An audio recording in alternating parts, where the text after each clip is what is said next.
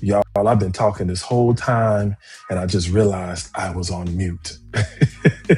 For- Forgive me. Forgive me. I'm sorry. All right. But man, we talking about narcissists, right? And so man, let's do it. Let's get it. Let's get it. Let's get it. Um, got some natural sunlight going on. Just couldn't allow me. It's just a beautiful day. You guys can see back. Let me see if y'all can see back there. If you see that building there in the back with the grass on the top of that, that is the Target Center. So that is where the Minnesota Timberwolves play, and right behind that stadium is the Twin Stadium, the Minnesota Twin Stadium. Uh, so downtown in Minneapolis, we had a great NBF Advanced Conference, and man, I'm telling you, just great conference. One of the best ones I have been to, and I've been going to them since 2007, and so it was good, y'all. It was good. But let's get it. Let's get it. Y'all come on in. Come on in. Come on in. Come on in. We'll give you a couple seconds to get situated. Invite some people in. Invite them in.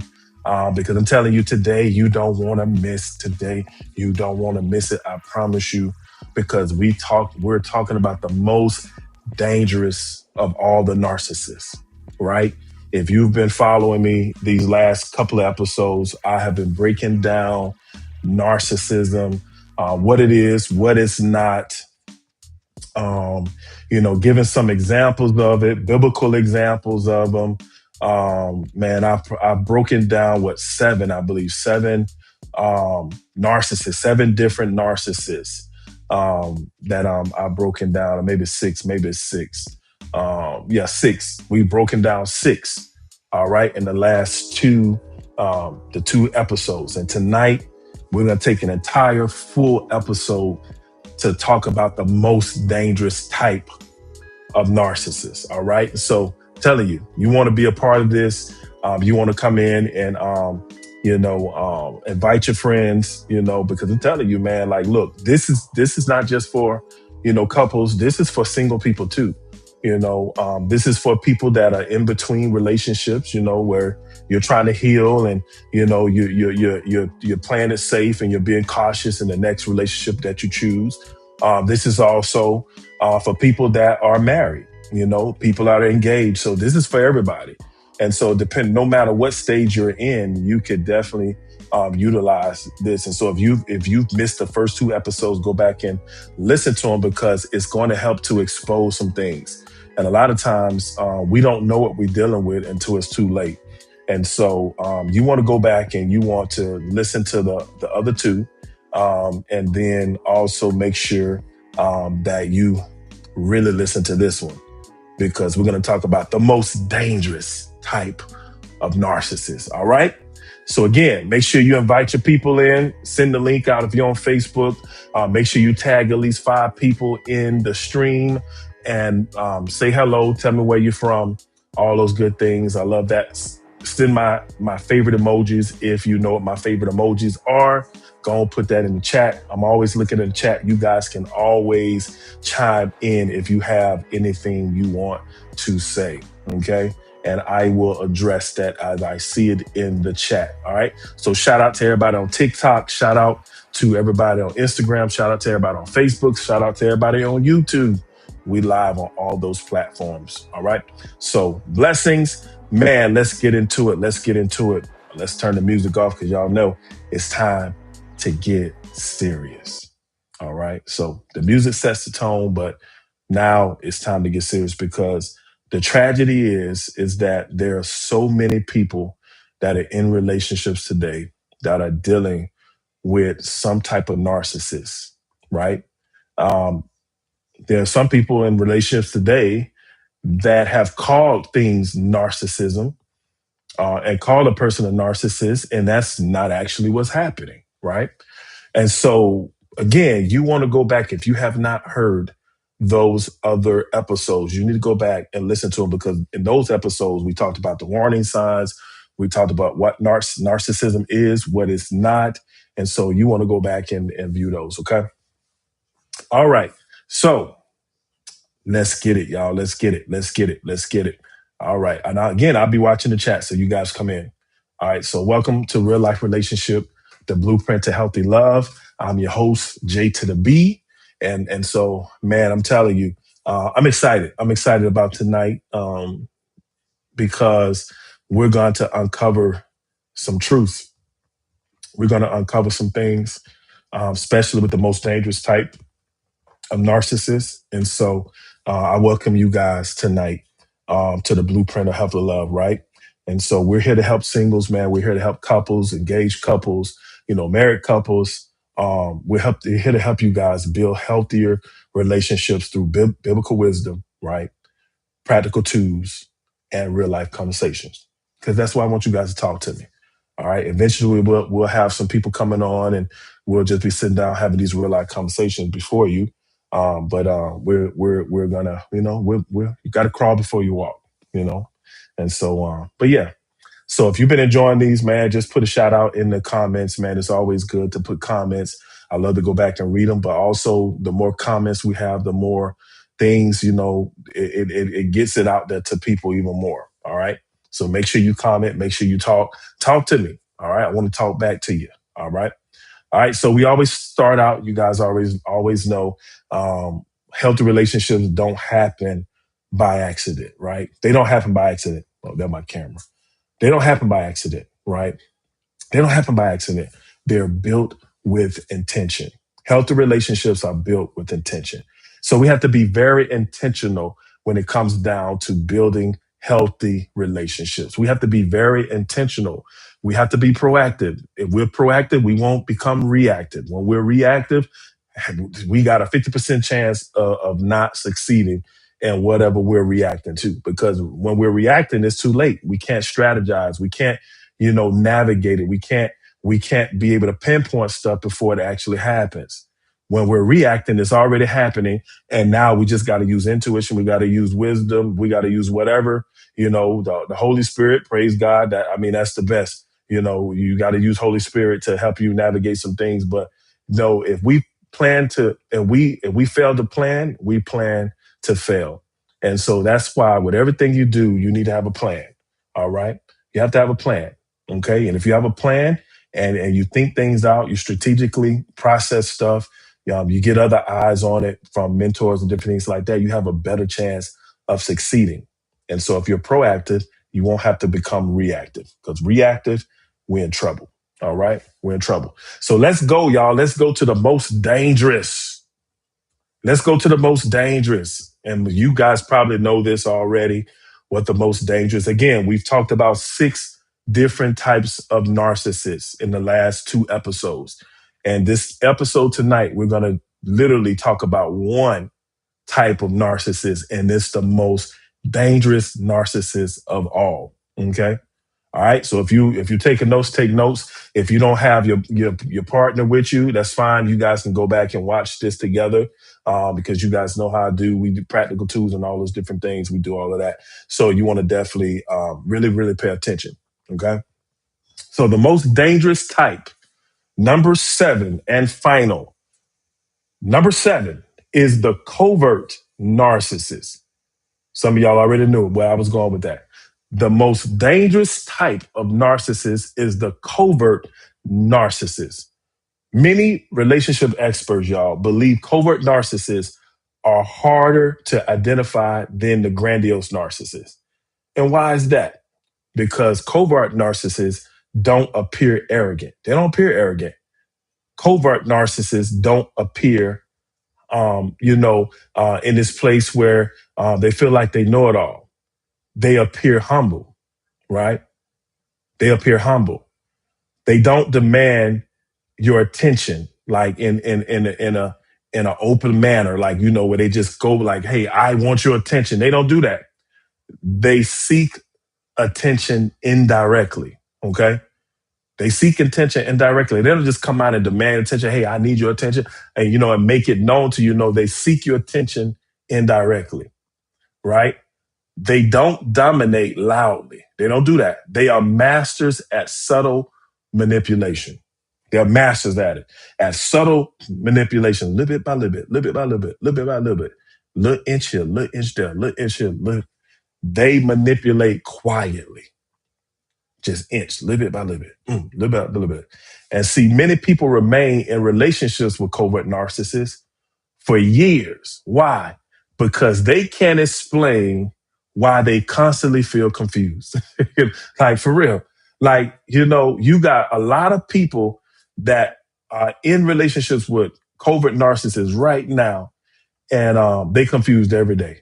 They just can't, it's like, man, this and that. And there's 1 minute like, yeah, I'm gonna make, and then the next minute it's like, okay, no, I'm not gonna do that. And then the next minute I'm leaving, and next minute you're not leaving. It's like it's just this emotional roller coaster, And so you stay in these relationships with these covert narcissists because you can't even explain why you constantly feel confused because they good. These covert narcissists, they're good at manipulation, right? They know how to manipulate, whether it's to play the victim or to play the role of where they're superseding you. Like their arrogance come out and they put you down to make you feel like you're the problem, right? And so they're very manipulative. They're very manipulative, but their manipulation is very quiet. It's not like they just come out and say, you're the problem. It's like at the end of the day, it's like you feel like the problem all the time. Like you just feel like the problem all the time. Right. And that's what covert narcissists do. Now, this is the thing we gotta look at. Now, there's some people that have trauma from their past. Okay. And that's why everything is not narcissism. With this, there are some people that have trauma from their past where their insecure issues they brought into the relationship. So no matter what you do, no matter what happens, they're going to feel insecure. They're going to have trust issues. So, no matter how you flip it, no matter what you say, no matter how many hoops of fire you try to jump through, they're going to always feel like they're the problem. They're going to always feel like they're unworthy. They're going to always feel like, that's insecurity.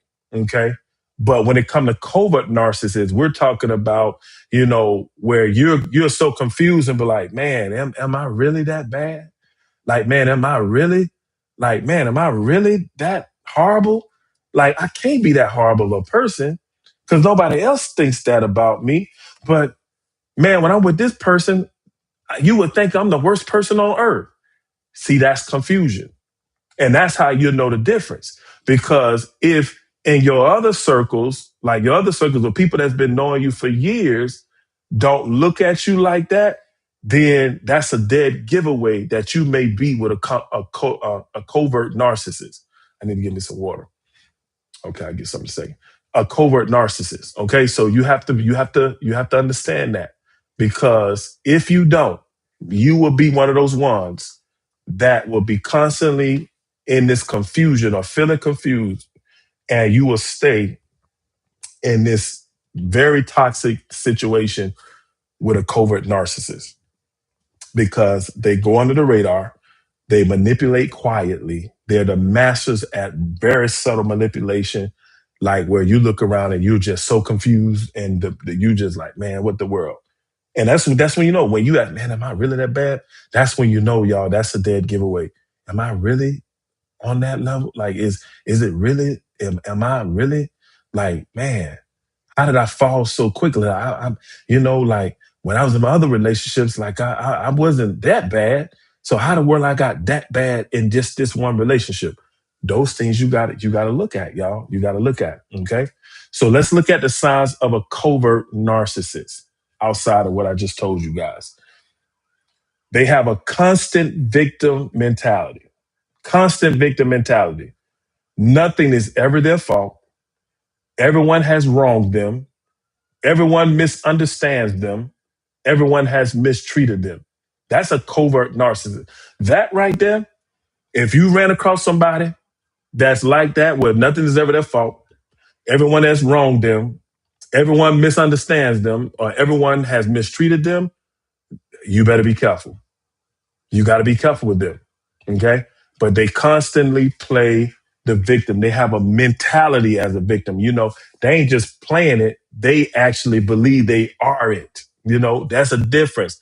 than playing the victim and actually feeling like you always are a victim, having a victim mentality. Okay. And so that's one of the major signs, constant victim mentality. Then the next one is passive aggressive behavior. So instead of addressing issues directly, they'll give you the silent treatment, right? Yeah, they'll give you silent treatment. They'll withdraw from you. They'll sulk. They'll sulk in stuff for days. Like they'll just be sulking. Now, this is one you may not have realized that this is one for a covert narcissist. They are very sarcastic.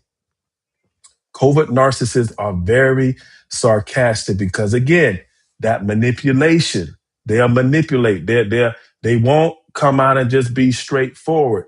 They're gonna come out and be manipulative. They're gonna subtly manipulate little bit by little, little bit by little bit, little bit by little bit. And so they can be very sarcastic, right? And then they are great at emotionally punishing you. Emotionally punish you, whatever that looks like. They are great at emotionally punishing you. Okay. All right. And that's a big one because some of you all have been beat up emotionally by covert narcissists. And again, you're confused as ever. You like a shell of yourself. You're not sure of yourself anymore. You're second guessing yourself because covert narcissists will beat you up emotionally and mentally until you literally just break because they don't have a break and they don't have a off switch. It's just when you are a covert narcissist, like as a narcissist is self-centered. A narcissist sees them, me, myself, and I. So that's just in general. With a covert narcissist, is like they see themselves as the victim, so they're gonna always play that card, right? And so you could even feel like they put you on this pedestal, like it's a double standard.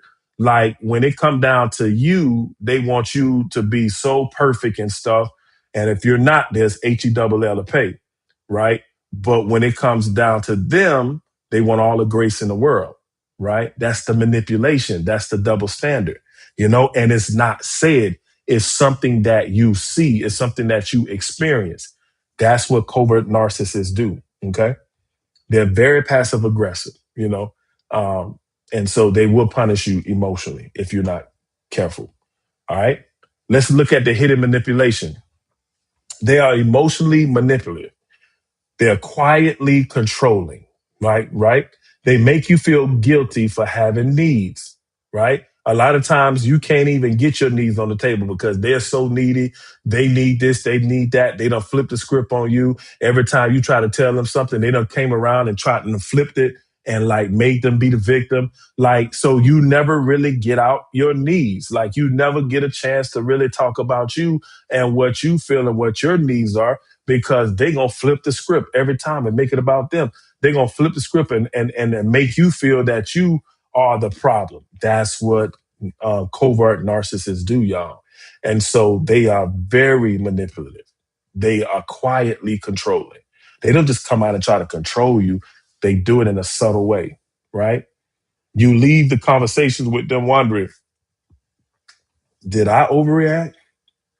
Maybe it's me that's being selfish, right? You sit back like, well, maybe I could do this because, and they trying, covert narcissists, like they'll spend, this a big one, y'all. This a big one. When you start to putting your foot down, then they hit that victim mentality. They appeal to your soft spot. They will literally come in and they'll be like, well, I have this and I have that, and I just been dealing with this since a child, and this and that, and they don't take responsibility. They blame everything else. They blame every situation else. And so they appeal to your heart. They appeal. And so you leave like, man, am I being selfish? Man, is it my fear that, man, I'm just afraid to really commit to them? Like, is it on me? Like, am I the problem? And is the way I'm doing it, is it, that's what covert narcissists are good at that. They're good at that, getting you to second guess yourself, second guess what you think, even second guess what God may have told you. All right. And so that's why this is the most dangerous one, because guess what? It's the closest to the deception of the enemy. See, the enemy was the most cunning thing that ever walked the earth. That's what the Bible said in Genesis. And so, how did Satan get Eve to even be interested in that fruit? By giving her a question. Are you sure God said that you will die if you eat this fruit? No, of course God wouldn't do that. He just don't want you to be like him, knowing everything, right? And so we got to see the play on that. We got to see like what Eve began to do is she began to second guess what she knew. She began to like, man, will I die? Like, is it the fact that God don't want us to be like him and know everything? Yeah. And when she did that, it was game over. And so that's why the covert narcissist is so dangerous, because that's the deception that it flows in. That kind of way you start second guessing what you know God has said. You start second guessing what your goals, what you set in place. You will start second guessing everything about your life. And the next thing you know, your life is upside down, because you let a covert narcissist come in and make you literally second guess everything that you put in play, right? Because they are masterminds at playing the victim. They are masterminds at like shifting the blame. They are masterminds at creating double standards and then coming back around and playing the victim to make you feel like, man, maybe I am overacting. Maybe I am being selfish. Okay. All right. I hope I'm helping somebody tonight. Hope I'm helping somebody. This is another big thing for covert narcissists. They need validation constantly. They need validation constantly. Their self-worth depends on external approval. A lot of them literally depend on external approval. They depend on it. They depend on the pats on the back. They depend on people telling them how good they are. They depend on how people telling them how lovely they are. They depend on that. And that's why if they're in relationships with you, like a lot of them, like, you don't love me, because of the simple fact they depend on you literally constantly reassuring them of your love for them. And if you don't do that, then they're gonna go into this place where they're gonna feel like they don't love you, like you don't love them, that you don't value them, even though you may be showing it every single day. They depend on external approval, where you have to like stroke their ego. You gotta, pat them on the back. It's like, if you don't do that, it's game over. All right. And so when they don't receive enough attention, they become resentful. All right. When they don't get that attention, they become resentful. And that's the thing. And again, it's subtle. It's subtle. It's not something that they're going to be out in the open and say, you know what? I resented that when you did that. No, they're not going to do that. It's going to be subtle, and they're going to be manipulative. And then they're going to try to flip the script, and they're going to try to literally come in and boom, and pick away at you little bit by little bit, little bit by little bit, little bit by little bit, with making you feel like you the problem. All right. So we have to understand this. We have to understand how this happens. Okay. And so they need validation consistently. They can secretly be envious of you and other people. And I'm telling you, it's bad if you're in a relationship with somebody that's secretly envious of you, because those type of people, number one, they're gonna be hard to trust. It's gonna be hard for them to trust you. Number one, so they have some distrust, and number two, they're not gonna open up. They're not going to open up, because if they open up too much, you're going to know that they are really envious of you. So like there's a pride there that's like, no, I'm not going to, so they can actually be, like sometimes they can just be mean. They can be mean about some stuff, because really they envy where you are. Like, say for instance, if matter of fact, let's give you an example. Say for instance, if your brothers and sisters are close, and they brothers and sisters, they ain't close to their brothers and sisters. So when they see you with your brothers and sisters, why you got me spending time with them all the time? Like, man, like you just forget me. Like I thought it was supposed to be me and you, and I thought you married me. I thought we was dating, and this how it's gonna be when we get. And you like, what? I can't talk to my brothers, my siblings, because secretly they're envying your relationship with your siblings because they wish they had it. But instead of just coming out and openly saying that, they will manipulate the situation to make it all about them because now they're going to play the victim. Y'all see how this go? You see how this operates? You see how this thing turns back around to them constantly playing the victim to whereas they'll get to the place where they don't want you to be around nobody but them. They'll make you cut your family off. They'll make you cut your friends off. They'll make you cut everybody off so that the only person you got time for is with them. And this is the thing. They ain't going to tell you to cut them off. They are subtly manipulative, quietly manipulative to whereas you would do it because of how they're responding and the victim and the sensitivity and how they're pulling at your heartstrings. You'll cut them people off because you love that person. And the whole time they're manipulating you. And a lot of times they don't even realize it. They don't even realize it because they just wired that way. Okay. All right. They have this thing that they have to be in control emotionally. They have to have emotional control. So think about this. They don't control you through intimidation. It's not through intimidation, y'all. They don't control you through intimidation. They control through guilt. They control through guilt, right? They control through guilt. These type of people control through guilt. All right. They control through guilt. They're going to guilt you into to literally doing what they want you to do. Right. They know how to make you feel responsible for their emotions. Oh, y'all need to write that down. Covert narcissists know they are pros at making you feel responsible for their emotions. It's your fault. You the reason. You it. You. They're going to make you feel that, right? And so they will slowly wear you down emotionally till you just be, oh, I don't even want to come home. Oh, man, I don't want to deal with this today. Oh, man, I have no peace around this person. Man, when I get around this person, I just feel drained. You might be with a covert narcissist, okay? All right? So they slowly wear you down emotionally.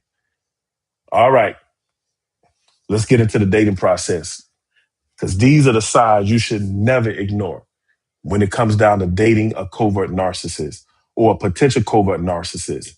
All right. These are signs you shouldn't ignore. If you see these signs when you dating, you better halt and get some help.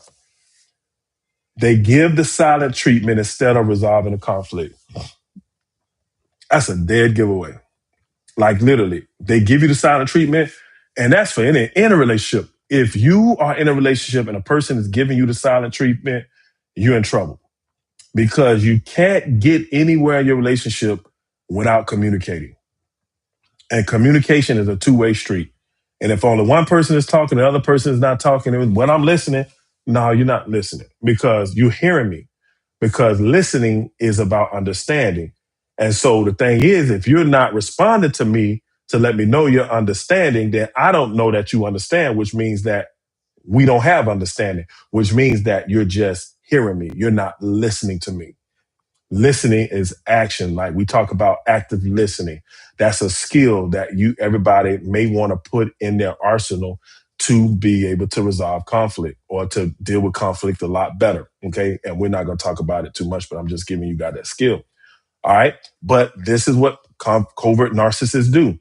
They give the silent treatment instead of resolving the conflict. They use guilt to control decisions.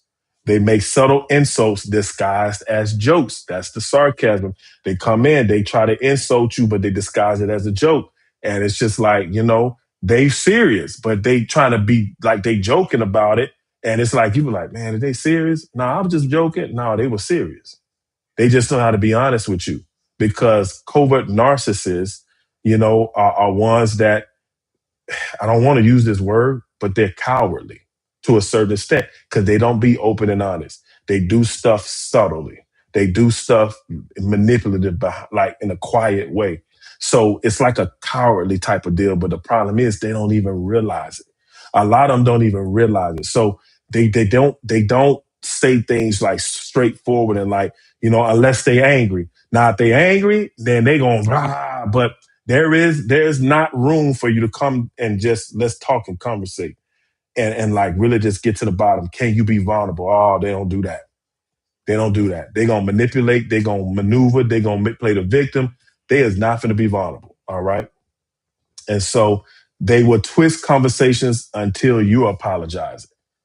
It started off where you came to them about a problem. The next thing you know, you apologizing for something else in the same conversation that you brought on the table. Now, this is the bad part about it. You never did get to the bottom of what you brought on the table. It's like they done shifted and literally shifted the whole conversation. And now you sitting there feeling like you the problem, right? That's what covert narcissists do. They cannot sit and be accountable. They are going to shift that thing. They're going to turn it, manipulate it. They're going to twist that conversation until you're in the place of like, man, am I that bad? Man, and you were the one having the problem with them.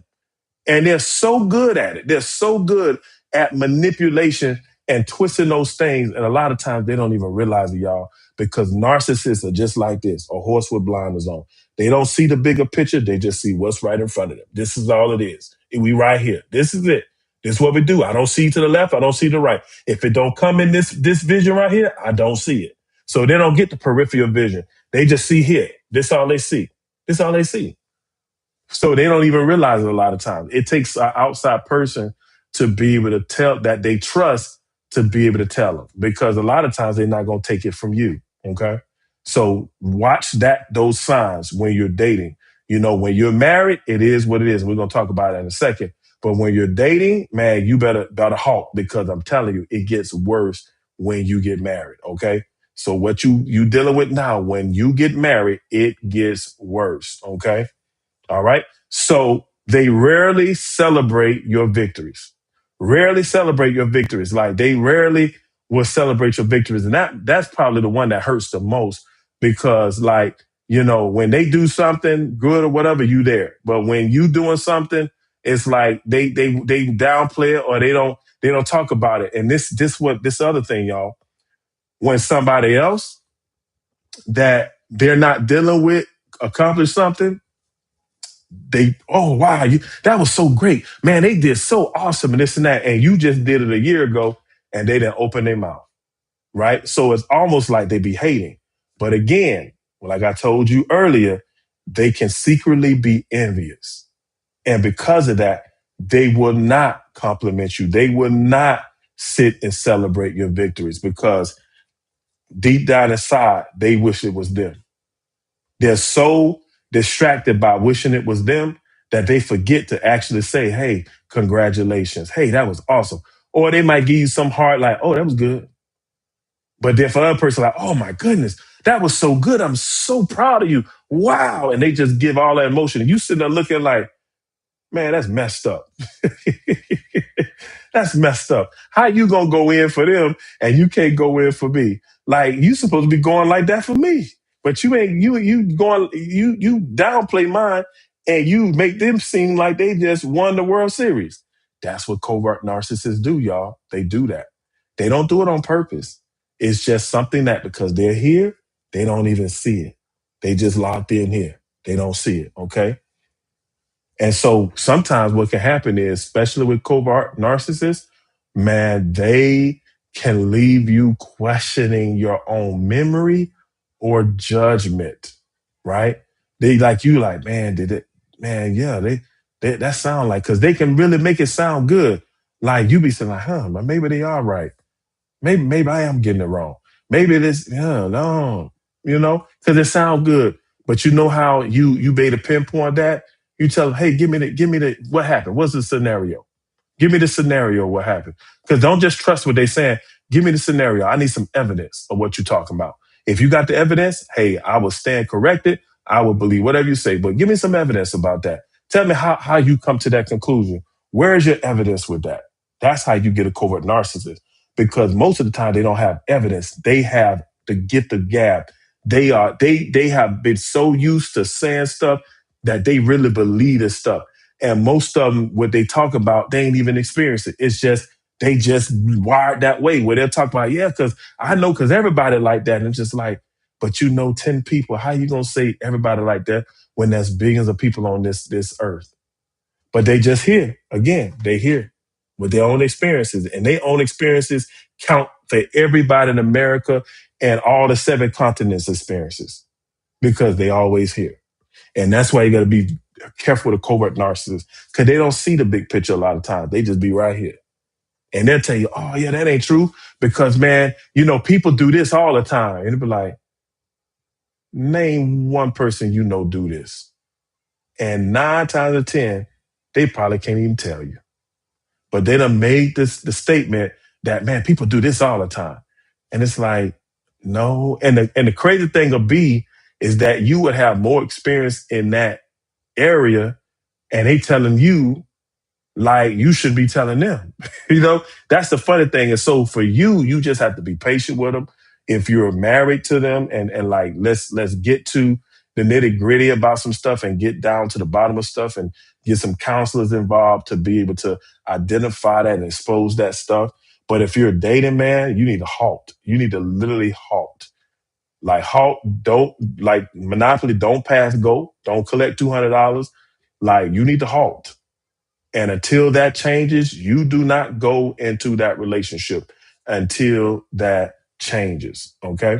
Until that changes. All right? All right. Let me see. It's like it's getting a little dark. All right. Y'all tracking with me? Maybe I need to turn on some light because it's a little dark. Let me see. Well, that's all right. Y'all can see me, right? We good? Do I need to turn on some light? Is it hard? Is it hard on y'all eyes to see me like this? Just let me know. Y'all put it in the comment section. Yeah. So that's what they do. They will leave you questioning your own judgment, leave you questioning your own memory. And so again, that's how you get the evidence. You bring the evidence, like, show me the evidence, and it's sad you have to do that, but that's how you have to deal with them. Okay. You have to deal with them in that way. Okay. Now, this is the thing. When in dating, they can move too fast. Like covert narcissists, they can be talking marriage immediately, right? Now, some people, they just know they know. They done got a word from the Lord. They know, like it just is what it is. But that ain't everybody's situation. There's some people that be talking marriage immediately. Okay, thank you, Ronald. Appreciate it. Appreciate that. Yeah, they be like literally, they'll talk marriage immediately. They'll be like, yeah, this gonna be my wife now, and they'll tell, and fella, that's what we do. Fellas, that's a covert narcissist tendency where you just been dating this girl for 2 weeks and you telling the fella, so she overhear you because you did that on purpose. Yeah, this one gonna be my wife. Yeah, bro, it's gonna be my wife. How you gonna say that's gonna be your wife and you just met her 2 weeks ago? God ain't tell you that. But that's the manipulation. They said it loud enough so they know she heard it, because that's a way to get control of a situation to make her literally melt like butter into their arms. That's covert narcissism. Women, y'all do the same thing. You might not do it like that, but you do the same thing, right? You literally you talk about marriage immediately. You'll do things to win that guy over and to make him look at you as a wife and all that kind of stuff. And it can really come off manipulative. It can really come off controlling, because you got to get it your way how you want it, and we don't want to do that. Now, if the Lord is in it, then the Lord is in it. That's a different thing. You see what I'm saying? The Lord is in it. Because that happens to some. I've heard these stories where God spoke and people got together and they never looked back. But it has to be God. But we ain't talking about the God factor. We talking about people that just do that for a reaction or whatever reason they do it. They do it. Now I've seen guys, my teammates. I've seen it, y'all. Like it just is what it is. Like I've just seen it too much from my teammates in different teams, college, professional, I've seen it. I've seen it too much. And sometimes, man, just to, help, you guys understand, sometimes it's not narcissism. It's just, it is what it is type of mentality, because a lot of, when you play professional sports, man, people see you as a ticket. They see you as a meal ticket. And so a lot of players, man, they just get conditioned to knowing that these women just see them as a meal ticket. So they have that mindset to whereas it's like, it is what it is. So they'll say whatever, and not really mean it, because they look at the woman 9 times 10, they probably saying stuff that they don't mean. So you got different types of situations here. Because I'm telling you, I saw it with my own eyes. I just, ladies, y'all just, y'all, you, I've seen some ladies do some stuff, man, that I'm just like, Lord, like, they parents cannot be approving of that. Like like, it's just, but people want those ballers. They want that paycheck. They want that security. So they will get pregnant from an athlete. Like, I've seen it a lot. It's just, unfortunately. I mean, when we get our agents and different things, and we get our mentors, they talk to us about that stuff. Be careful. Like, if you're gonna be out there messing around, you got to make sure that you're doing what you got to do. Don't ever take no stuff, contraceptives from them.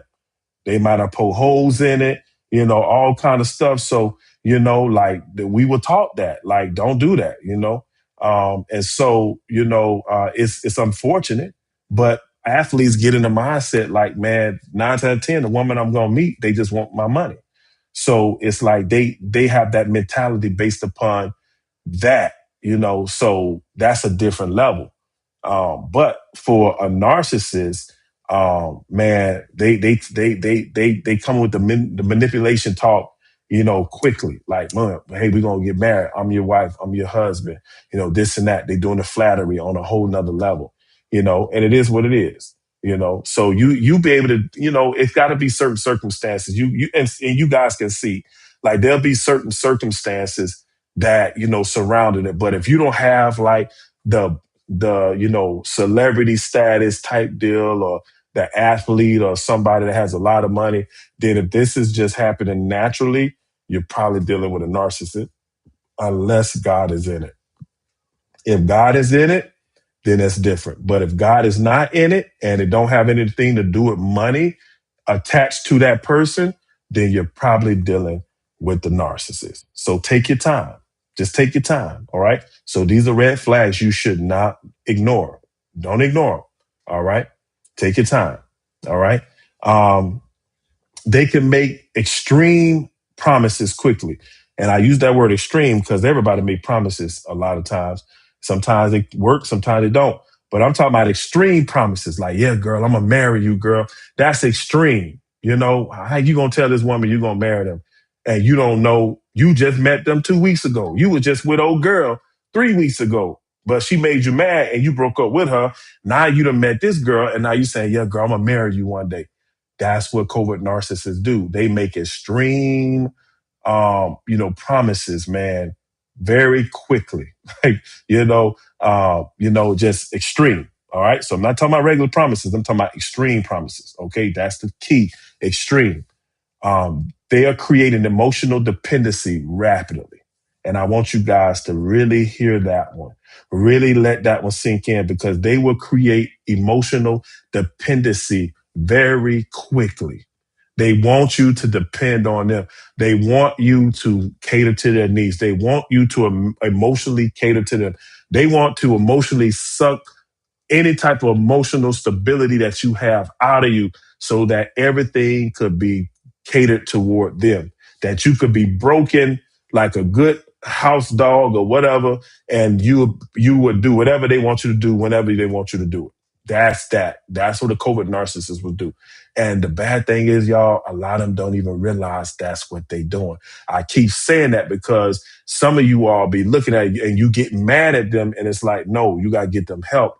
because a lot of times they don't even realize it. Then some of y'all are sitting there talking to you blue in the face, and you're going to keep talking to you blue in the face because they ain't hearing nothing you saying. Is going in one ear and out the other because they can't connect to what you're saying. You see it, you understand it, but the more you talk about it, the more resentful they're going to get. Because again, a covert narcissist can really get resentful, and it will be a quiet resentful. It will be something that you don't even see until it's too late. But you'll see little traces of it, like, man, like why they doing that? Or they'll just, what they'll do, they like, ladies, because y'all, this is covert narcissism. Like, you fix your man plate tonight, but then tomorrow, because he didn't move his shoes out the way, then you're not gonna fix his plate. You see what I'm saying? That's just petty. That's petty. And that's a covert narcissist trait. You don't have to be actual covert narcissist, but that's a trait of a covert narcissist. To whereas just because they didn't do something you want them to do, then it's like you're not going to do something that you readily always do. Now, I'm not saying something that you go out of your way to do and then you decide not to do it because they made you upset. Now, talking about that, I'm talking about something that you readily do all the time, consistently, and all of a sudden, because they made you mad, you don't do it anymore. That's covert narcissism, right? You don't stop doing something for somebody just because they made you mad, especially something like that. If you make that man dinner and bring him his plate, then guess what? Make that man dinner and bring him his plate and tell him like, hey, babe, I would love to talk to you after you get done eating, because something happened yesterday or something happened today and it really made me feel some type of way, and I would love to talk to you about it. Okay, well, let me finish, or we can talk while I'm eating, but it should never get to that place to whereas you get so resentful that you start taking stuff back that you consistently have been doing all the time. That's wrong. All right. All right, fellas, same thing. Like if you, let's say, if you open it up the car door, right? And you've always been the one to open up the car door, and she made you mad. Now you don't want to open up the car door. No, don't do that. Don't do that. If you've always been doing it, continue to do it. Say, babe, like you look, I know we go in this place or whatever, but hey, earlier you really rubbed me the wrong way when you said A, B, C, and D, and I would love to find some time to talk about it. Can we talk about it later tonight? Yeah, babe, we could talk about it later tonight. Okay, before we go to sleep. Okay, cool. Bam, there it is. But if you open the door, continue to open the door. And I said door on purpose. I ain't say door. I said door. Let me see. Somebody said something. Oh, Ron said, Jacob worked 14 years for the woman he wanted. He was not playing. Yeah. Jacob did, man. He worked 14 years. He got Leah first in the first 7 years, and the father-in-law said, "Well, hey, I can't marry off the younger one before I marry off the older one. So you got to marry the older one first." And so he had to marry the older one first before he actually got the one he really wanted, secondly. So it was crazy. Like back in the days, that was crazy. And Jacob was really committed because he worked 14 years, hard labor, to be able to marry his love of his life. Yeah, yeah. All right, so let's keep it moving. They want to move fast. They make extreme promises.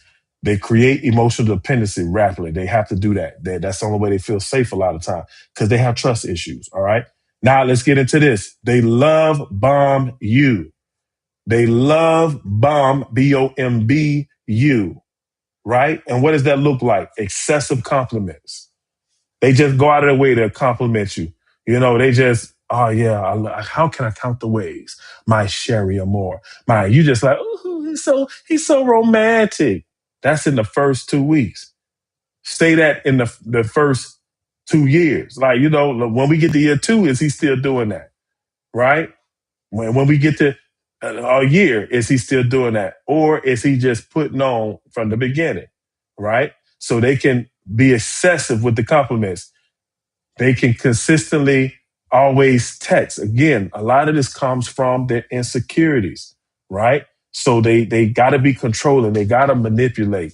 They can overwhelm you with affection. All right. And they can make these grand promises, like that's like, like I said, Hey, I'm gonna marry you, girl. You the love of my life. I never met somebody like you. Like they might even rap a song to you. They might sing a song. They may say something, and man, they just pull out all the stops. They just you thinking they Rico Suave. You thinking like they the best thing since sliced bread, right? Because it feels amazing when they do it. But guess what can happen? It can open the floodgates of manipulation, leading to destruction. And that's what you got to look at. Because sometimes it ain't narcissism. Some people are just wired that way. But that's why you have to be patient. Don't rush into getting into these relationships quickly. Don't rush the dating process. Don't rush it because you don't want to be with somebody who is love bombing you. That they're doing that until they open those gates of manipulation and you wide open, vulnerable as all outdoors, and it's checkmate. They got you. They got you. Checkmate. They got you. And the next thing you know, you spend 15, 16, 17, 18, 19 years in a situation hoping it's changed. And then you come to realization like, man, this ain't never changing. I've known so many people like that have been in those situations and had to come to the understanding like, man, this is not going to change because they don't want to change. This is just what they want to do. They don't want to do this. They don't want to do that. They don't want to go to counseling. They want to do. So it's like at the end of the day, you stuck. So that's why before you get stuck, you need to be able to see these signs. All right. Take your time. Watch these signs. Watch for them so that if these things are true about the person and they're covert narcissists, you can go the other way and don't have to have all the damage and the destruction come to your life. All right. So they love bomb you. Then, of course, we hinted on this earlier. They isolate you, right? They isolate you from your family, your friends, your mentors, your pastors, accountability, people, that literally are healthy in your life. They try to isolate you from them because they don't want you really talking to them because they're afraid that some other people going to say what's the truth and get you to start looking and seeing what's up. So they isolate you. They don't want you to be around family, friends, mentors, pastors, and accountability because they want to keep you all to themselves. They want to control you. They want to manipulate you. All right. And so people that are healthy encourage healthy relationships. Controlling people isolate. And that's what happens. So if you're in a situation, a person is putting you in an isolated situation because it could come down to their insecurities. It could come down to they may have an orphan spirit. They may have, the way they grew up, run either way, regardless if they're narcissists or regardless if they just traumatized. Run either way because you do not want to be in a relationship with somebody like that. That does not work at all. You have to make sure that they're healed before you get in a relationship with them type of people because they will make your life stressful. I'm telling you, I've seen it too many times. They will make your life stressful. So be careful when you get into relationships with people like that. All right. All right, y'all. We get into this thing right here. We get into it. All right. So everyone else is the villain. Everyone else, not them. They never the villain. Everybody else is. Every form of relationship ended because somebody else was crazy, right? Every relationship ended because somebody else was crazy. Every church they've been to hurt them. Every boss they worked for has been unfair.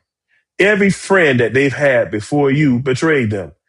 Eventually, you will become the next villain too. And this ongoing confusion is often one of the biggest warning signs because you looking like, man, am I really that bad again? Because they're like, yeah, because I've been through this and I've been through that. And you know I've been through this. Why would you put me through this? You'd be like, well, I didn't put you through this. Like at the end of the day, that was not my intention, blah, blah, blah, this and that. I'm sorry. I'm sorry. Like it was never my intention. And you just always, I'm sorry. I'm sorry. I'm sorry. And now you feeling like you the worst person ever.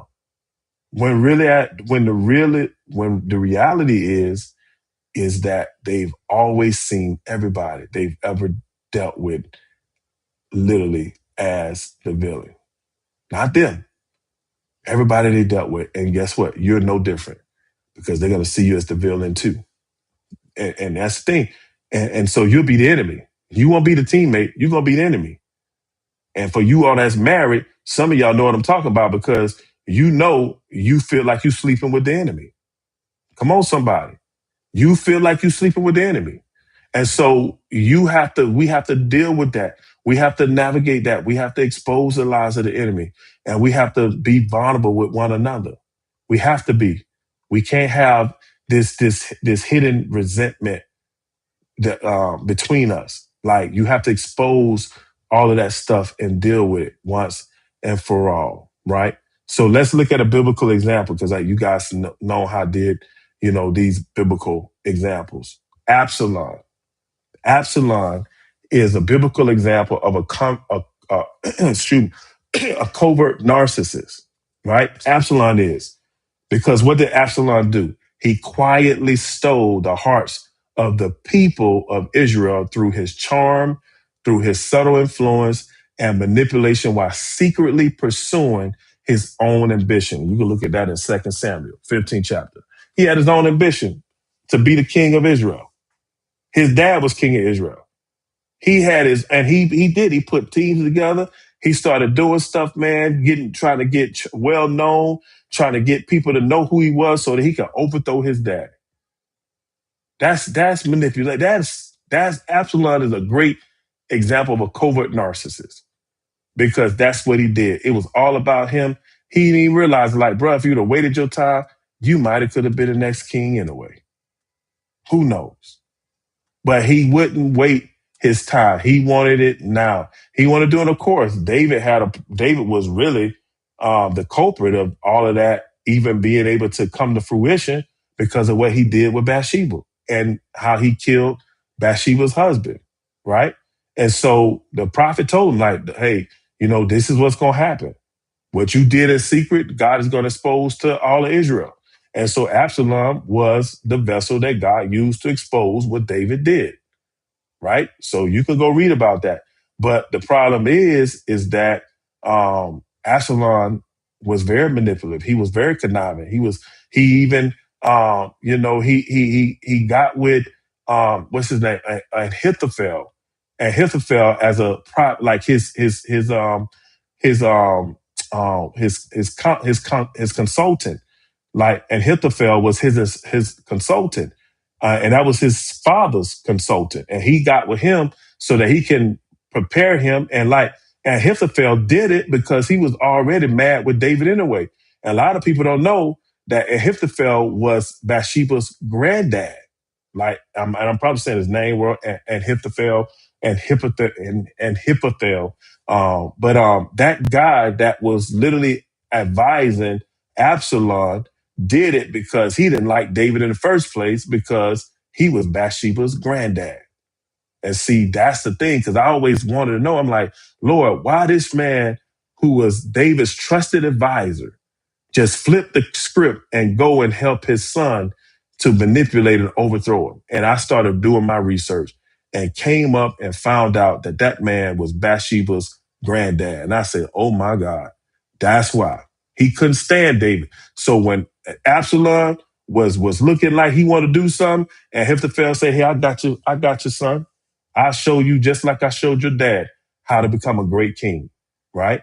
And that's what happened. So that's why Absalom is a great example, man. He's a great example because of how he secretly pursued his own ambition, man, at the sake of literally hurting his dad.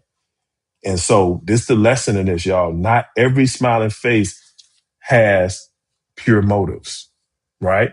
Discernment looks beyond charisma to consider a person's character. All right. All right. Let me see, somebody said something. Yep. A lot of cults, a lot of movements start just like Absalom because that's what they do. They feel some type of way and they gonna do it better. They gonna make it better, and so they secretly do and try to overthrow. You see this in governments all over other continents, other countries. You see these militia groups rise up and they try to overthrow the government. The government, it happens all the time. And so this is why we call it covert. That's why it's a covert narcissist. All right. All right. All right. let's go ahead and get into those that are already married who might be in a relationship with a covert narcissist. All right. So let me be clear. Not every selfish person is a narcissist. Not every difficult spouse is a narcissist. Not every argument means you're married to a narcissist. Many people simply have unhealthy habits, y'all, that can change. And that's why it's so important to take your time in the dating process. It's so important before you get married so that you can deal with this stuff before you get married. But if you're married already, like just because you see the tendency of somebody to have this, that don't mean that it is. Because people may just simply have unhealthy habits. But unhealthy habits can be changed. And the question would be, are they willing to acknowledge the problems and work on them? That's the difference. If they're willing to acknowledge the problem and work on it, then you don't have to worry about narcissism because they're willing to work on it. They're willing to humble themselves. Now, if they flip the script back on you, look at me good. You in trouble, trouble, trouble, right? If they flip the script back on you and shift the blame, and now you come out of the conversation more confused than ever, and they didn't even acknowledge it. They didn't acknowledge your feelings. They didn't acknowledge that this could be something that's what's happening. You in trouble because that's what makes the difference. If they're willing to acknowledge the problem and work on them. All right. Well, you bring it to them like, hey, I'm noticing this in your life. And they were like, well, if it wasn't for you, that wouldn't be happening. That don't happen because of you. There you go. There you go. You're in trouble. So again, that's why we need to take the dating process seriously and not skip the stages of, having a healthy relationship that goes from us meeting each other, being acquaintances, all the way to marriage. We have to make sure we don't skip any stages or any levels in that process, because if we do, it can be catastrophic because we could literally be in a situation that we haven't exposed everything that needed to be exposed before we said I do. All right. So if you're already in a relationship or a marriage and you're seeing these tendencies, how should you respond? Well, the first thing you need to do is set healthy boundaries. All right. Boundaries are not for punishment. Listen to me good. They're not for punishment where you're punishing a person, where it's like, I'm putting this in place for you to run up against it. No, they're not for punishment. They're for you all's protection, both of you all's protection, even for them. So you can't sit and put a boundary and you keep moving it. And it's like this person getting more frustrated because the boundary only works for you and don't work for y'all, right? Those boundaries, when you're married, you both need to agree on the boundaries that you're setting so you're both in the same page. Like once you get married, that's what it is. You become a one flesh. You can't have these single type of boundaries when you're married. Well, I don't feel comfortable talking to you, so unless we have a mediator, I'm not talking. What kind of foolery? You can't do that. Like at the end of the day, like you can't live with a mediator. The mediator is not coming home to you. The mediator is not going to be around you 24/7. So what happens when you're not around the mediator? You just not going to talk to each other? That's foolery. So the thing is, that's not a healthy boundary. A healthy boundary would be, hey, let's talk about when we're going to talk about conflict. So if conflict comes up, let's handle it this way. Put it out there that there's some conflict, and instead of getting into it, let's just say, hey, can we set up a time to talk about it? So that, this can be a neutral situation and we can set up a time to talk about it in a certain location. We can set up a time to talk about it when we're in a certain place. Like for some people, especially for some women, like they feel more like secure if like they're in a situation with their husband where maybe he's holding her or she's laying in his lap, like it diffuses the tension. So maybe you set up the conversation while you guys have that opportunity for her to lay in your lap and you playing her hair or whatever, and you have the conversation. That's the healthy boundary. The healthy boundary is not, well, I'm not talking to you unless I have a mediator. No, that's not. That is toxic and it's very manipulative. Okay. So some of you all be doing that. And it's like, you cannot do that. That is toxic. That is not a healthy boundary. That is going to literally drive the other person away and hurt them. That's going to hurt them because of the simple fact they're going to never feel valued. They're going to never feel that they can get off the table what they need to get off, because soon as you can say what you want, but as soon as it's time for them to say what they want, now you putting this over, respect my boundary. And it's like, no, that's manipulation. So that's the thing. And so, ladies, like I've seen it a lot. Ladies, you can't do that. If you are nervous to talk to the person that you married, first of all, that's a problem, because you should have never married them if you couldn't trust them enough to actually talk to them. All right. Number two, like, you cannot expect that person to not want to talk to you, or to only talk to you when you get a mediator, because you're only going to have a mediator once a week for 45, 50 minutes. And I'm quite sure you don't want to spend 30 minutes talking about problems from the past. And now you're not dealing with stuff that will actually help you be able to conversate better, and tools and practice different things. And so that's what I'm saying. It'll be a waste of counseling time. So the thing is, ladies, you have to be very careful when you are getting married. Like, if you don't feel safe with that man, then don't go forward in the marriage. Okay. Like, if you don't feel safe, because if you go forward in the marriage, I don't give a care what you thought. I feel the Lord told me this is my husband.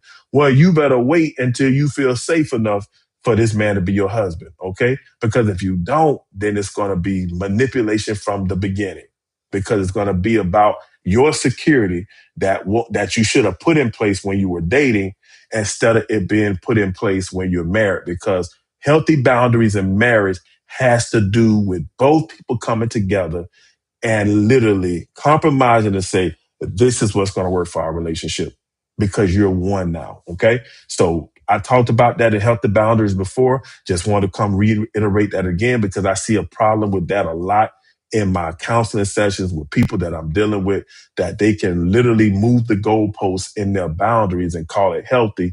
And it's not. It's very toxic and manipulative. And the other person feels devalued, unheard, and feel less than, because the simple fact is always to protect the other person from hearing them. And that's destructive. And that boundary becomes punishment. And healthy boundaries are not boundaries that are set for punishment. They're set for protection. All right. For both of you guys. Okay. Amen, somebody. So how do you respond? Set healthy boundaries. Number two, stop rescuing them. Many people become trapped trying to save a narcissist. Y'all hear me good on this. It's a term that I call, and fellas, we good at this. Fellas are good at this. Ladies, y'all do it too. But fellas, we good at this. Y'all better stop this missionary dating, where you are trying to save somebody because you see the potential in them.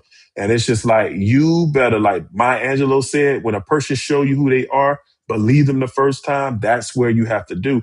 You cannot marry potential. You don't want to marry potential. That is the worst thing that you could do. You don't want to marry potential. All right. Don't marry potential. You have to marry present. What you see, and you got to ask yourself, if this never changes another day in my life, will I be okay? Will I be okay? That's where it is. That's what you got to deal with. Will you be okay? And if your answer is not yes to that, then you better halt and don't get married. Okay. So you guys got to understand that for you guys that are dating, you guys that are married, you got to stop literally going in there trying to be superwoman or superman or God to these people. You got to let God do it, because you cannot heal someone who refuses responsibility. God has to show them how to take responsibility. They got to go to a counselor. They got to go to whatever, but you got to pray and ask God, Lord, help my spouse to take responsibility for what they are seeing, and stop shifting the blame to me to make me feel like I'm the problem. Okay. So you got to stop rescuing them. What that looks like. Well, say for instance, if you know that in a situation, they're going to shift the blame, shut it down. If you sense it, shut it down, shut the conversation down. And a lot of times it'll start off with, you can feel them getting a little tense, right? When you're talking, they may interrupt you. They may, Just certain things, you'll know how it is. And when you start sensing that when this thing is about to flip, shut it down. Just say, hey, I'll talk to you later. Because now if you do that, they're gonna have to come face to face with that stuff. If you keep trying to get them to see it, you keep trying to get them to understand it and comprehend it, you are trying to rescue them, and you don't have the power to heal someone who refuses responsibility. You got to let God do that. So stop, because again, you don't see it as you rescuing them, fellas. Ladies, you don't see it as you trying to rescue that man, but really that's what you're doing, right? And the thing is, you can't heal them. You don't have the power to heal them. Only our Heavenly Father has the power to heal them. So you have to stop trying to rescue them, okay? All right? You can't heal somebody. Stop trying to rescue them. Amen, somebody. Amen. Amen. All right. How do we respond? Again, set healthy boundaries, stop rescuing the person. And again, if you and y'all ask some questions on that. If you don't understand, because that's a deep one. And that may not be as clear. So ask a question. If you don't understand, well, can you break that down a little bit more? Because that's a hard one. That's a hard one for some people sometimes that they don't, especially when when you're dating, it's not hard. But when you're married, like that's hard because you're wired to love one another. But the thing is that you have to stop putting yourself in a position to be an emotional doormat. You got to stop putting yourself in a position to literally be taken advantage of, or to be getting the short end of the stick. And then you say, well, I'm going to just love him in spite of, because that's only going to get you so far, because you're going to get frustrated and you're going to get frustrated. That might work for a few years, but if you keep not getting your needs met for year after year after year, you're going to explode emotionally, mentally, frustration wise, whatever. So you got to put a healthy boundary in place where you decide, I am not rescuing them anymore. God, that's your job. And Lord, hey, we might have not should have got married when we did, because they had these issues they needed to work through. But hey, we here. So God showed me how to stop rescuing my spouse. So help me to put this healthy boundary in place to whereas I will not try to rescue my spouse anymore. Why? Because I do not have the power to heal them. You have the power to heal them. So you rescue them, God. Help me to be able to play my part in this and be able to come alongside you to be able to do what I need to do so that you could do what you need to do. That's the prayer you have to pray. Okay? That's the prayer you have to pray. If you're dating, stop missionary dating. Cut it out, because at the end of the day, you don't marry potential. You marry the present. And if the person at the present state is not what you're looking for, don't get married. Plain and simple. Not saying that in the future they would be, they wouldn't be, but wait to the future to see. All right. So how to respond? Healthy boundaries, stop rescuing them. Require. Y'all listen to me. Somebody say require. Somebody say require. Require accountability. This is non-negotiable, y'all. A lot of times we require, that the person love us, that they be honest with us, that they be respectful. Like those are great, but we will forget to tell people that we require accountability. Growth requires ownership, y'all. You cannot grow if you don't take ownership of things in your life. If you're always shifting the blame, I promise you that person ain't growing. I promise you that person in the same boat they was 5 years ago, if they still shifting the blame and not taking accountability or taking ownership of where they are. Without ownership, there is no transformation. You cannot transform no kind of way if you don't take ownership of where you are now. Okay. So you must, this is a deal breaker. This is a boundary. You have to require accountability. If a person would not hold himself accountable, that's a red flag. You better not go into that relationship any deeper. You better halt it. If you're in a marriage, if that person is not literally holding themselves accountable, then you have to sit there and talk to that person and be like, hey, like, do you see what I see? And if you don't, then why not? Why don't you see it? And listen to what they have to say. And based upon what they say, then you know what you're working with. You know what you're working with. But like, hey, the other day, you left the cap off the toothpaste. You said that you didn't do it. Why did you say you didn't do it? Why you say, well, because I didn't. Well, if it's only me and you in here and I didn't do it, then why you think you didn't do it? Well, you probably didn't do it. I said, but why would you automatically think I didn't do it if I'm coming, that I did it? If I'm coming to you telling you that I know you did it because when I went in there, the cap was off already. You see what I'm saying? So you have that conversation, that dialogue, and you see how they respond. Because they're like, no, you tripping. No, you just don't remember you did it. Then you dealing with somebody that don't want to even try to take accountability because they're fighting you. So most people that want to take accountability be like, okay, so where was the cap? Because I don't remember taking that cap off, babe. Like, you sure I took that cap off? Yeah, babe, you took that cap off. Like, babe, so where the cap? Well, help me remember. Well, come on, let's go on there because I just want to get to the bottom because I don't remember that. You can work with that. You can work with that. Or somebody that's saying, oh, babe, I'm sorry. I don't even remember doing that. But if you said I did it, I must have did it. My bad. You can work with that too. Or it's just, you can definitely work with this. Hey, babe, I'm sorry. I ain't mean to take the cap off. I forgot to put it back on. My bad.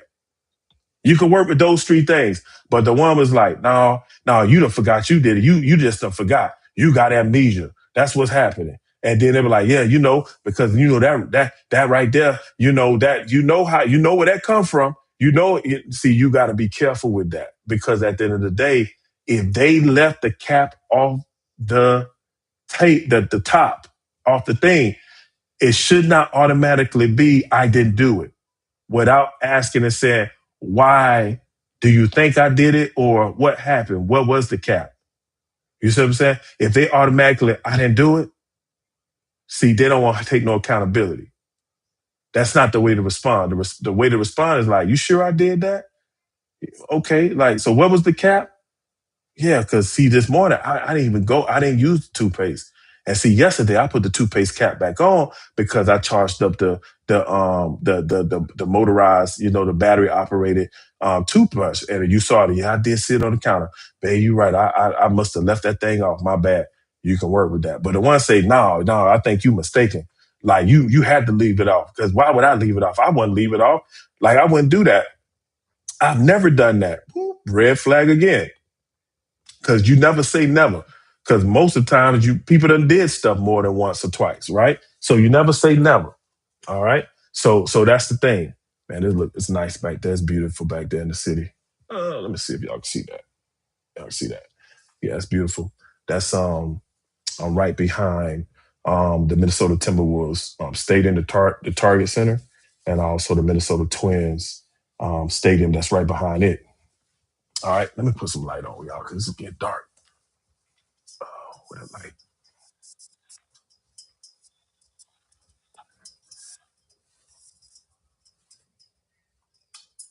There we go. There we go. Now we got some light. There's light. We got some lights. All right. So that's the thing. I didn't realize how dark it was getting, y'all. I was so into this, what we talk about. I have realized that it was dark. And y'all ain't even tell me nothing. Y'all ain't even say that to me. It's dark. And I didn't even see it was dark. I didn't even see it was that dark. But yeah, so that's the thing. So literally, like require accountability. All right. Because if people don't take accountability, like they don't take ownership, game over. All right. It's game over. All right. So if you're in a marriage, like get help because you can't just divorce because the person don't take accountability. You got to pray and ask the Lord, hey, Lord, look, stop rescuing them, shut it down, put that healthy boundary. Like, look, I'm not going to argue with you about this. If you want to talk about this later, we can talk later. But if you can't talk to me, then we ain't finna argue about this, right? Well, I didn't leave that cap off. I didn't leave the toothpaste off the cap, the thing. Okay, babe. All right.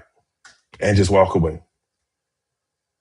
Cause then they're gonna have to deal with that. If you keep trying to go back and forth with them, like you're trying to prove something, or you're trying to get them to see something nice. I take that back. You're not trying to prove something. You're trying to get them to see something. And when people are wired the way a lot of covert narcissists are, they not going to see it. I don't care how much you talk about it. What they would do, they would grow to resent you. And that's when you know you're dealing with a narcissist because they're going to resent you. And a lot of times it's going to be subtle. They're not just going to come out and tell you. They're going to do little things that you can see that you're going to be able to pick up. Like, man, you really don't like me. Man, you really ain't feeling me. Man, you really like, I could tell that I'm like the worst decision you've ever made. They'll never come out and say it, but you'll start feeling that way. That's when you know you're dealing with a covert narcissist. All right. Because they're not going to come out and say it, but they're going to subtly manipulate you into that place to whereas you're going to look at yourself as the problem. All right. All right. So again, require that accountability. If you're dating, that's a deal breaker. If you're married, then get some help. Try to talk to them, reason with them. If that don't work, then get somebody involved to that they trust or somebody that knows them from their past. Try to bring them into the conversation because 9 times out of 10, if they got accountability issues, somebody in their family or somebody that they done grew up with could be able to tell them, hey, bro, hey, sis, yeah, we noticed that in college. Like, you wouldn't take accountability for nothing. Hey, so that's the thing. So, get somebody involved that knows them because that's the thing. That's the only thing that's going to be able to help with that situation. All right. All right, let's go to the next way to respond. Get wise counsel. Proverbs 15:22. Plans fail when there is no counsel, but with many advisors, they succeed. Isolation helps unhealthy relationships stay unhealthy. So get the wise counsel. And that has been a concurrent theme throughout this whole episode and last week's episode and the week before that episode, right? And this is huge, y'all. We have to protect our emotional health. God never called you to become an emotional doormat and be emotionally destroyed trying to keep someone comfortable, right? Because you're trying to keep them comfortable because you don't want to rock the boat. You want to prove your love. So you want to sit there and take all they junk, and show them, hey, you can trust me. You can value me. Hey, I'm here to win it. I'm here for you. Like, even though everybody else walked out on you, I'm not going to walk out. Because again, they're going to play the victim. So everybody else wrong. Everybody did this. Everybody did that. They did that. They hurt me. And so you're going to take on the responsibility of being the savior, of being the healer. You cannot heal nobody. So stop trying to rescue people and protect your emotional health because that's what you got to do. You will literally be in a situation where your emotional health will be destroyed while you trying to make somebody comfortable that can't even see the error of their ways. All right. All right. Let's go to couples check-in. Couples check-in. If you're not with your spouse right now, you're not with your partner, just go back and do this again. And I'm going to post all these 5 questions at the end. And again, if you're not in a relationship, you can reflect on these questions by yourself. Okay. Number 1, do you feel heard when you share your concerns? Do you feel heard when you share your concerns? And if you're single, have you felt heard when you shared your concerns? All right. So you can reflect on your previous relationship. So if you're married or you're engaged or you're in a relationship right now, do you feel heard when you share your concerns? If you're not in a relationship and you have been before, put it in past tense. Did you feel heard when you shared your concerns? Y'all got it? All right. That's number 1. Do you feel heard when you share your concerns? All right. And I want you guys to do this. Do this as a couple, check in with each other. Number 2, do you feel safe being honest with me? That's a big one, y'all. Do you feel safe being honest with me? Ask each other that question again. This is a no judgment zone. When we do the couples check in, like that's no judgment. Ask that question, right? Literally, and listen to understand. Don't listen to respond or to judge. Do you feel safe being honest with me? And y'all be honest with each other. All right. That may be like, oh man, I don't want to, but it's very important. Do you feel safe being honest with me? Do you feel heard when you share your concerns? Right? That's very important because some people don't feel like they feel heard when they share their concerns. All right. Number 3, is there any area where I become defensive instead of listening? And you all that get defensive, you better listen on this one. Okay. Don't get defensive. And they're like, yeah, almost every conversation. I don't. There you go. You're getting defensive already because that you're gonna prove it. So this is the thing. Listen to understand. Don't listen to respond. All right. So is there any area where I become defensive instead of listening? Right. Let me see. Maybe I need to post these one by one because I think what they're going to do is, well, no, I'll post them all at one time. It's okay. So is there any area where I become defensive instead of listening? Number 4, do we solve problems together or blame one another? Y'all see how deep these questions are, y'all. And I need you guys to do these questions. You're not doing them right now. I don't want you to talk about them right now because for the sake of time, we're not going to get into them like we do every week. But I want you to take these questions. I'm going to post them in a second. After we get to question 5, I'm going to post all of them and make sure that you guys this week talk to each other and create a safe place for you both to be open and honest. Okay. So do we solve problems together or blame one another? And number 5, what can I do this week to make our relationship healthier? All right. All right. Come on. These questions here, like I'm telling you, this is going to change the dynamics of your relationship. And this will expose some stuff as well. And this is just good in general. Even if narcissism is not even a part of what you're dealing with. Even if narcissism is not, like still do this. And I just posted it in the chat, y'all. So if you guys, again, in order, when I post the only 3, unfortunately, the TikTok is not going to get my post. The Instagram is not going to get my post. So if you guys are watching from there, you have to go to my personal Facebook or my YouTube or the church's YouTube. I think that's my personal Facebook, or is that the church? That might be my personal Facebook. So you have to do that, okay? Unfortunately, for whatever reason. So, but definitely YouTube. YouTube always has. That's why I was going to think about just doing a YouTube channel. But then I realized that with Instagram and all of those other channels we have, I may do it later as we grow and we build. Our audience. I may just go to one channel on YouTube to whereas it just puts everything together. But for right now, I'm gonna just continue to go live on all those platforms to give people opportunity to see what we're doing. Okay. So you must be able to, you got to go on YouTube. You got to go on Facebook to see the questions that I just posted. So if you're not on either one of those, just make sure you go on those. And again, the Facebook and YouTube stuff, you should be able to have it. If you don't have it, just put it in the chat, and I should be able to go. I should be able to see it. Okay, but just look me up on YouTube, Jonathan Burton underscore. I believe that's what it is, and you should be able to see it. Jonathan Burton underscore at Jonathan Burton underscore. I believe that's what my YouTube handle is. Yeah, that's what it is. At Jonathan Burton underscore is my YouTube handle. All right. All right. Cool. Cool. Cool. So you guys should see that. All right. Okay. So let's go to the practical tool of the week because you guys know I always give a practical tool. All right. The accountability test. Ooh, y'all know it's going down because this be the hardest one. This the accountability test. And this how you can tell if somebody is running from accountability. All right. All right. When conflict happens, ask, what part of this belongs to me? What part of this belongs to me? Because healthy people ask this question. Narcissistic people avoid this question. If both people begin owning their part, healing becomes possible.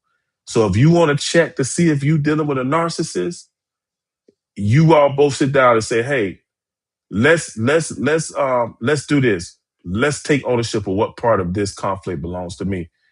The narcissist is going to say, man, none of this belongs to me. That's all you. Because if you wouldn't be acting so crazy, blah, blah, blah, this and that, this would never be happening. That's the narcissist. A regular person be like, look, I'm willing to sit down with you and see that, like what part belongs to me, what part belongs to you. Even if they feel that, you might be the person in but there's still a part because everybody plays a part some way, fashion, or form. But unless you are willing to look at it, then you can never know. You can never know what that looks like. Okay. So what part of this belongs to me?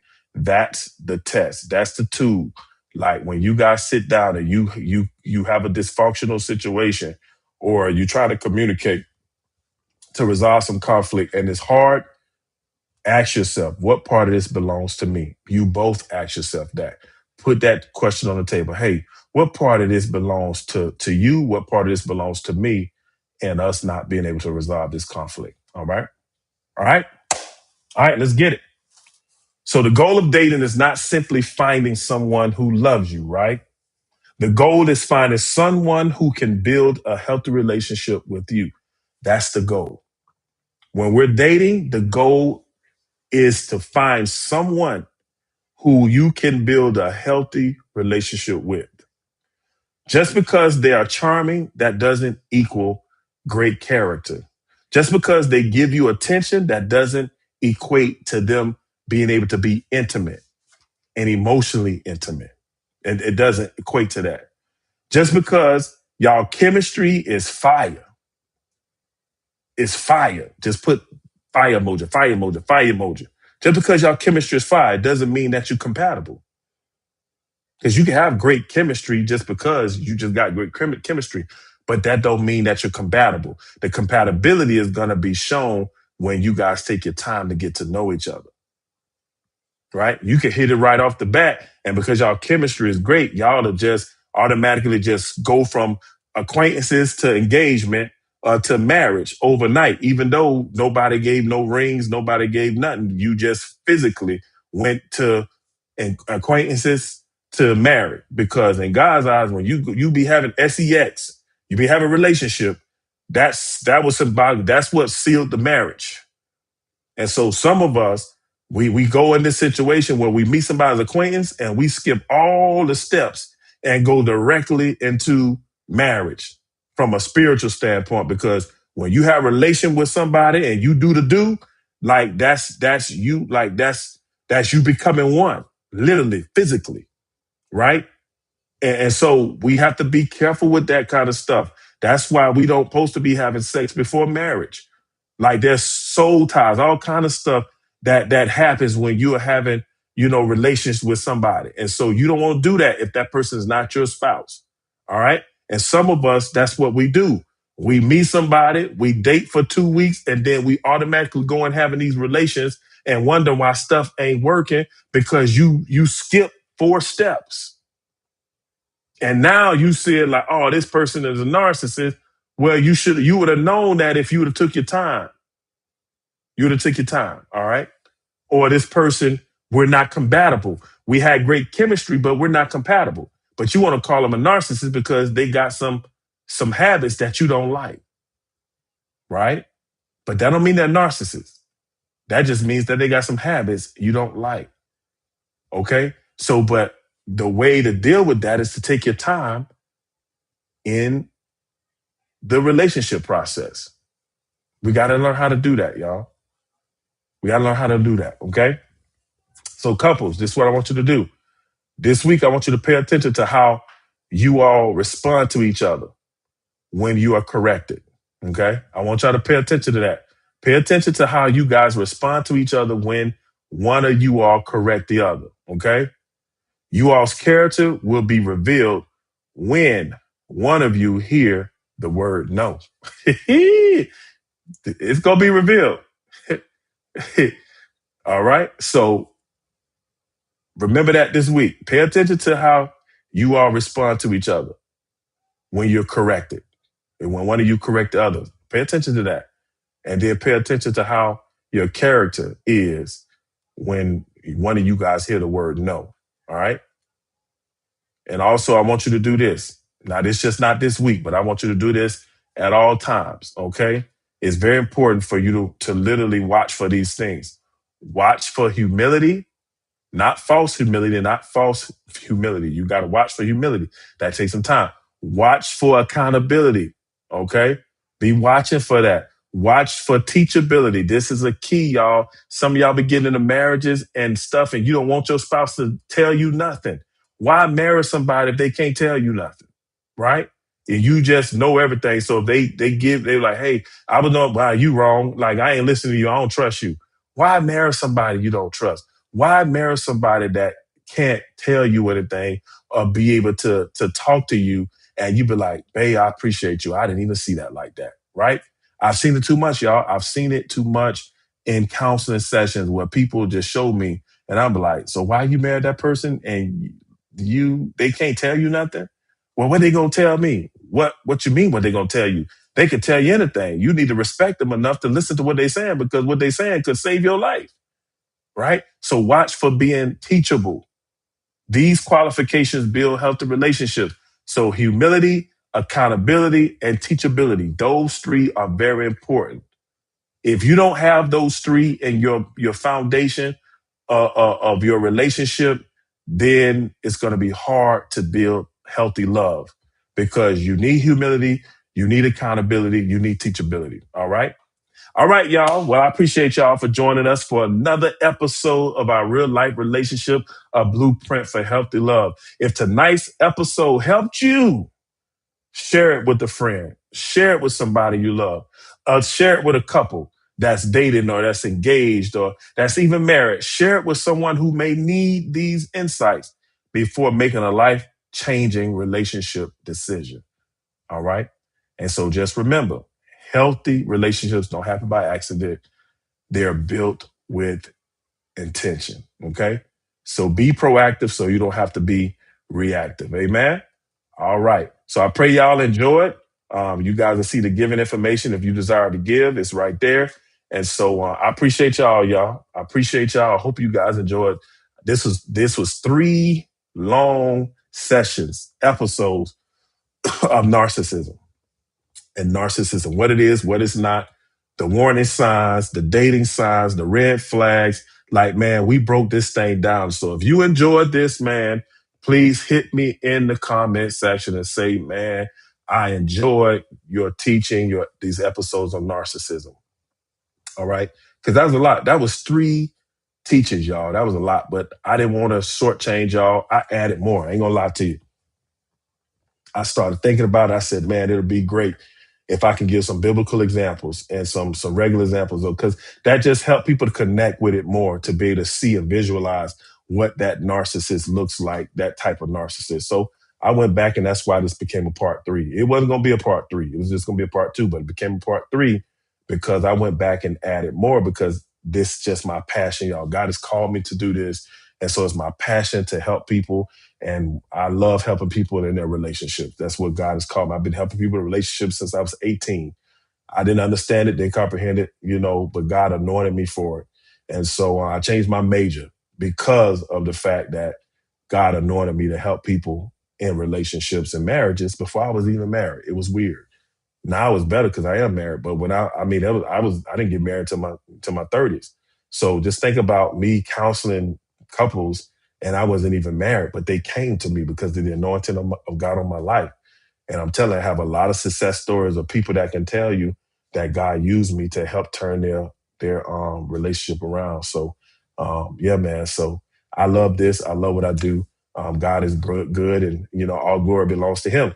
All right. So I love you guys. Again, if you want to give the Cash App wise, just JLBurton for you guys on TikTok and all that. So Zelle will be the JLBurton03 at Gmail. And then Venmo will be JLBurton03. So you see the theme there. The Cash App is JLBurton. Zelle is JLBurton03 at gmail.com. And Venmo is JLBurton03. All right. So I love you guys. God bless you. Appreciate you guys. And again, hit me up. Y'all let me know what you want me to talk about, because you never know. I may talk about your situation or something and again, I'm not going to say who you are. So just put the situation, DM me so that, because I want to talk about what y'all want to talk about. I want to help you guys. So take advantage of this. Take advantage of it. It's like literally you getting somebody that is coming on here that can literally, indirectly help you with whatever you dealing with in your own relationship. All you got to do is DM me and tell me about it. Like, hey, how do you handle this? I could put a whole episode together off of that, because it's just God is just anointing me, y'all. This is just what I'm called to do. This is a part of what I'm called to do. So, all right. So y'all hit me up. Let me know so that I can put some stuff together that y'all really want to hear. until then, man, I'm gonna just continue to post stuff and do stuff that I know that people struggle with just from my experience and my background in counseling, and so, but yeah. So I love you guys. God bless you. Thank you for your support. Thank you guys. Put those emojis. Put my favorite emojis before you log off. All right. I see Ronald. Ronald put my favorite emoji earlier. All right. But I love you guys. God bless you. Have a blessed night. Bye.